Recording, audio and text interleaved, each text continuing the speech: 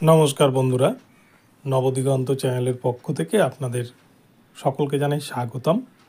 তো বন্ধুরা, আজকে সকালের সকলকে গুড মর্নিং জানিয়ে আমি আবারও একটি নতুন আপডেট আপনাদের জন্য নিয়ে উপস্থিত হয়েছি আমার নবদিগন্ত চ্যানেলে।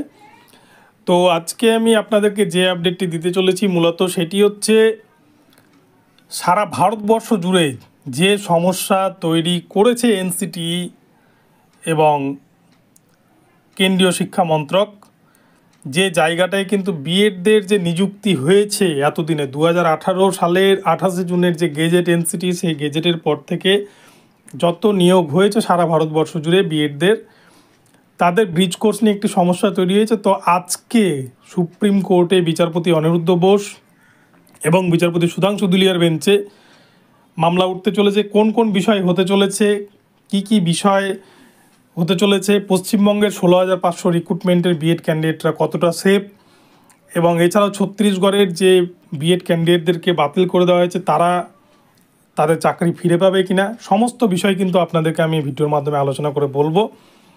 তো আপনারা সম্পূর্ণ ভিডিওটি স্কিপ না করে প্রথম থেকে শেষ পর্যন্ত দেখুন। এই ভিডিওটি দেখলে আপনাদের সমস্ত কনফিউশন কিন্তু দূর হয়ে যাবে বিএড ডিএডের। এবং সবথেকে বড় কথা, আজকেই কিন্তু সমস্ত সমস্যার সমাধান হতে চলেছে সুপ্রিম কোর্টে। তো চলুন তাহলে আমরা বিস্তারিত দেখে নিই। কিন্তু তার আগে বলে রাখি, যারা এখন আমার চ্যানেলটিকে সাবস্ক্রাইব করেনি আপনারা কিন্তু আমার চ্যানেলটিকে সাবস্ক্রাইব করে নেবেন, কেননা এই ধরনের আপডেট আপনারা সবার আগে সর্বপ্রথমে কিন্তু নবদিগন্ত চ্যানেল থেকে পেয়ে যাবেন। তাই চ্যানেলটিকে প্রতিনিয়ত ফলো করতে থাকুন। তো চলুন তাহলে এবারে আমরা আপডেটটি দেখে নিই। তো বন্ধুরা, আজকে কিন্তু সুপ্রিম কোর্টে মহা ফায়সালা হতে চলেছে ডিএড ভার্সেস বিএড মামলার। যদিও ডিএলএড ভার্সেস বিএড মামলার শুনানি 11/8/2023 তারিখে জাজমেন্ট হয়ে গিয়েছে সারা ভারতবর্ষ জুড়ে, তা কিন্তু লাগু হয়ে গিয়েছে। বিশেষ করে অনগোয়িং প্রসেস নিয়ে বর্তমানে কিন্তু মামলাগুলো চলছিল, এবং অনগোয়িং প্রসেস নিয়ে টানাটানি করতে করতে কিন্তু শেষ পর্যন্ত যারা 2018 সালের পর থেকে বিএড টিচার বা বিএড ট্রেনিং করে যারা নিযুক্তি হয়েছেন প্রাথমিকের শিক্ষক হিসেবে, তাদের ভবিষ্যৎ নিয়েও একটা কিন্তু প্রশ্ন উঠে যাচ্ছে। কেননা প্রশ্নটা এই জায়গাতেই যে 2018 সালের 28 জুন এনসিটি যে গেজেট প্রকাশ করেছিল সেখানে কিন্তু পরিষ্কার লেখা ছিল যে ক্যান্ডিডেটরা, বিএড ক্যান্ডিডেটরা প্রাথমিকে এলিজেবল, কিন্তু তাদেরকে চাকরি পাওয়ার 2 বছরের মধ্যে 6 মাসের একটি ব্রিজ কোর্স করে নিতে হবে। সেই ব্রিজ কোর্স করে নিলে তারা ডিএলএডের সমকক্ষ হয়ে যাবে। কিন্তু সবথেকে আশ্চর্যের বিষয় হলো 2018 সালে এই আইনটা বের করেছে এনসিটি, কিন্তু আজকে 6 বছর পর, 6 বছর অতিক্রান্ত হতে চলেছে প্রায়, কিন্তু এখনও পর্যন্ত এনসিটি বা কেন্দ্রীয় সরকারের তরফ থেকে এই যে 6 মাসের যে বিএড ক্যান্ডিডেটদের জন্য যে ব্রিজ কোর্সের বিষয়টি, এখনও পর্যন্ত সেই প্ল্যানিং কিন্তু তারা তৈরি করতে পারেনি। এটা হচ্ছে সবথেকে বড় ফেলিওর কিন্তু এনসিটি এবং কেন্দ্রীয় শিক্ষা মন্ত্রকের, যার জন্য কিন্তু বারংবার এই বিষয়টা সুপ্রিম কোর্টে প্রশ্নের মুখে দাঁড়াচ্ছে। যদিও ডিএড বিএডের মামলা চলে এসেছে, মামলার রায় চলে এসেছে, সেখান থেকে অনগোয়িং প্রসেসে বহু রাজ্য বিএড ক্যান্ডিডেটদেরকে বাদ দিয়ে কিন্তু শুধুমাত্র ডিএলএডদেরকে নিয়েই তারা নিয়োগের প্যানেল লিস্ট বের করেছে। অটোমেটিক অনেক রাজ্যে কিন্তু নিয়োগও হয়ে গেছে। আমাদের পশ্চিমবঙ্গ 9,533 প্যানেলের রিক্রুটমেন্ট প্রক্রিয়া প্রায় শেষের পথে এগোচ্ছে, এবং সেই প্রক্রিয়াও কিন্তু চলছে, যেখানে কিন্তু বিএডদেরকে বাদ দেওয়া হয়েছে। ছত্তিশগড়ের ক্ষেত্রে আমরা দেখেছি, ছত্তিশগড়ে শর্ত সাপেক্ষে নিয়োগ করেছিল বিএডদেরকে, কিন্তু বেশ কয়েকদিন আগেই 2 তারিখেই কিন্তু 2রা এপ্রিল 2024 তারিখে একটি রায় আসে ছত্তিশগড়ের বিলাসপুর হাইকোর্টের, যেখানে কিন্তু বিএডদেরকে বাদ দিয়ে শুধুমাত্র ডিএলএডদেরকে নিয়ে 6 মাসের মধ্যে নতুন করে শিক্ষক নিয়োগ করতে বলেছে বিলাসপুর হাইকোর্ট। তো সব মিলিয়ে একটা অচলায়তন পরিস্থিতি। এবং সবথেকে বড় কথা, সুপ্রিম কোর্টের যে 2 বিচারপতির বেঞ্চ, বিচারপতি অনিরুদ্ধ বোস এবং বিচারপতি সুধাংশু দুলিয়ার বেঞ্চে এই ডিএড বিএডের মামলার এখানে যেন অনগোয়িং প্রসেসে, অর্থাৎ যে রিক্রুটমেন্টগুলো সুপ্রিম কোর্টে জাজমেন্ট আসার আগে শুরু হয়েছে, 11/8/2023 আগে থেকে যে রিক্রুটমেন্ট প্রসেস শুরু হয়েছে, সেই অনগোয়িং প্রসেসে যাতে অন্তত বিএডদেরকে শেষবারের মতো নিয়োগ দেওয়া হয়, এই বিষয়ে কিন্তু মধ্যপ্রদেশ গভর্নমেন্ট তারা বিষয়টি নিয়ে লড়ছে যে তাদের রাজ্যে যেন অন্তত দেওয়া হয়। এবং এই বিষয়ে তারা কিন্তু সুপ্রিম কোর্টের সলিসিটর জেনারেল তুষার মেহতা স্যারকে দিয়ে মামলাটিকে লড়াচ্ছেন।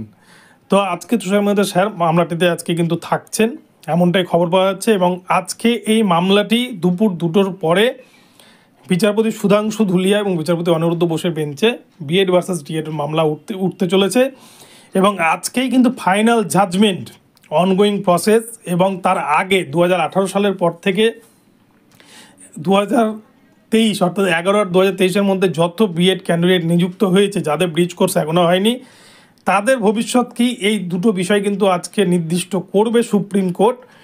কেননা সুপ্রিম কোর্ট কিন্তু সময় দিয়েছিল এনসিটি এবং কেন্দ্রীয় শিক্ষা মন্ত্রককে যে তারা 1 এপ্রিলের মধ্যে একটা হলফনামা পেশ করতে বলেছিল, একটা প্ল্যানিং দেখাতে বলেছিল। 6 মাসের যে ব্রিজ কোর্সের কথা তারা বলেছিল, সেই ব্রিজ কোর্সের প্ল্যানিংটা তারা যদি দেখিয়ে দিতে পারে, তাহলে কিন্তু সুপ্রিম কোর্ট বিএডদেরকে ছাড় দিবে, অন্তত হয়তো অনগোয়িংটা দিতে পারে। আর এই প্ল্যানিংটা দেখালে যারা এতদিনে নিয়োগ পেয়েছে 11/2023-এর আগে অবধি যে সমস্ত বিএডরা, তাদের কিন্তু চাকরি সেফ হয়ে যাবে। এই বিষয়টা সুপ্রিম কোর্ট অ্যাসিওর করেছে।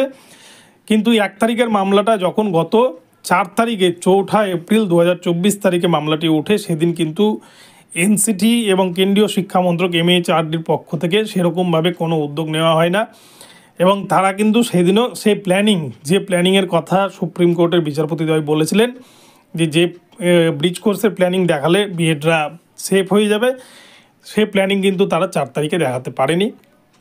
ফলে সেই দিন কিন্তু বিচারপতি সুধাংশু দুলিয়া এবং বিচারপতি অনিরুদ্ধ বোসের বেঞ্চ আবারও এনসিটি এবং MHRDকে নতুন করে 4 দিন সময় দেন।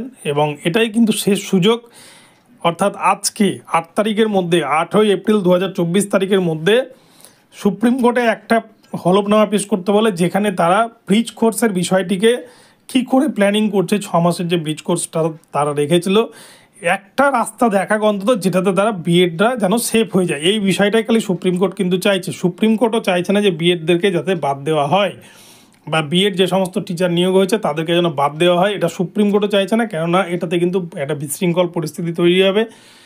কিন্তু সব থেকে আশ্চর্যের বিষয়, কেন্দ্রীয় সরকারের তরফ থেকে এবং এনসিটির পক্ষ থেকে এই বিষয়টা নিয়ে কিন্তু তারা নীরব হয়ে আছে। তারা এতগুলো ছাত্রের ভবিষ্যৎ নিয়ে, এতজন ইন সার্ভিস টিচারের ভবিষ্যৎ নিয়ে তারা কিন্তু ছেলে খেলা করছে। তো আজকে তারা সঠিকভাবে তাদের হলফনামা সাবমিশন করতে পারবে কিনা, বা ব্রিজ কোর্সের বিষয়টি তারা সঠিকভাবে সুপ্রিম কোর্টে উপস্থাপন করতে পারবে কিনা, এটাই কিন্তু আজকে লাখ টাকার প্রশ্ন। কেননা এখানে লক্ষ লক্ষ ইন সার্ভিস টিচারের ভবিষ্যৎ নির্ভর করছে। তো আজকের যদি সাবমিশন সঠিকভাবে করে দিতে পারে ব্রিজ কোর্সের বিষয়টি, তাহলে এতদিনে যারা নিয়োগ হয়েছে 2018-28 জুনের পর থেকে এনসিটির গেজেট মেনে যে সমস্ত নিয়োগ হয়েছে 11/8/2023-এর আগে অবধি যে সমস্ত বিএড টিচার নিয়োগ পেয়েছে, তাদের চাকরি কিন্তু সেফ হয়ে যাবে। ছত্তিশগড়ের ক্ষেত্রেও কী হবে সেটা কিন্তু সুপ্রিম কোর্টই বলবে। তবে আমার মনে হয় ব্রিজ কোর্সের বিষয়টি সুপ্রিম কোর্টে সঠিকভাবে উপস্থাপন করতে পারলে বিএড ক্যান্ডিডেটরা কিন্তু অন্তত ছাড় পাবে, এবং অনগোয়িংয়েও হয়তো বিএডদেরকে ছাড় দিতে পারে সুপ্রিম কোর্ট। আর যদি আজকে সঠিকভাবে হলফনামা বা ব্রিজ কোর্সের বিষয়টি সঠিকভাবে এনসিটি এবং কেন্দ্রীয় শিক্ষামন্ত্রী সঠিকভাবে উপস্থাপন না করতে পারে বিচারপতির বেঞ্চে, তাহলে কিন্তু শুধু অনগোয়িং প্রসেস থেকে তো বিএডরা বাদ চলে গেছে। অনগোয়িংদের কথা বাদই দিলাম, এত দিনে যারা 5 বছরে যারা নিয়োগ পেয়েছেন 11/2023-এর আগে অবধি যে সমস্ত বিএড টিচাররা নিয়োগ পেয়েছেন, যারা ইন সার্ভিস হয়ে চাকরি করছেন, তাদের চাকরি কিন্তু একটা প্রশ্নচিহ্নের মুখে পড়ে যাবে। এবং সারা দেশ জুড়ে একটা বিএডদেরকে বাতিল করার কিন্তু একটা পরিকল্পনা করবে হয়তো সুপ্রিম কোর্ট। ফলে পশ্চিমবঙ্গেও যে 16,500 রিক্রুটমেন্ট হয়েছিল 2020 সালে, তাদের উপরেও কিন্তু একটা নেতিবাচক প্রভাব পড়তে পারে। তো দেখা যাক আজকে কি হয়। তবে আমার যেটা ধারণা, সুপ্রিম কোর্ট চেষ্টা করছে বিএড টিচারদেরকে বাঁচানোর জন্য, এবং এনসিটি হয়তো সেদিকে নজর রেখে সঠিকভাবে তারা হয়তো ব্রিজ কোর্সের বিষয়টি উপস্থাপন করবে। তো দেখা যাক বন্ধুরা আজকে কি হয়। আজকে ভীষণ গুরুত্বপূর্ণ একটি দিন, দুপুর 2টার পরে এই মামলাটি উঠবে। আমি গুরুত্বপূর্ণ আপডেট আপনাদেরকে দিয়ে দেবো। আপনারা ভিডিওতে আমার চ্যানেলটিকে সাবস্ক্রাইব করে রাখবেন, আমার ভিডিওতে লাইক শেয়ার কমেন্ট করবেন, আর আমার চ্যানেলটি ফলো করতে থাকবেন। আমি আপডেট পেলে আপনাদের দিয়ে দেবো। তো দেখা হচ্ছে পরবর্তী ভিডিওতে। সকলে ভালো থাকবেন।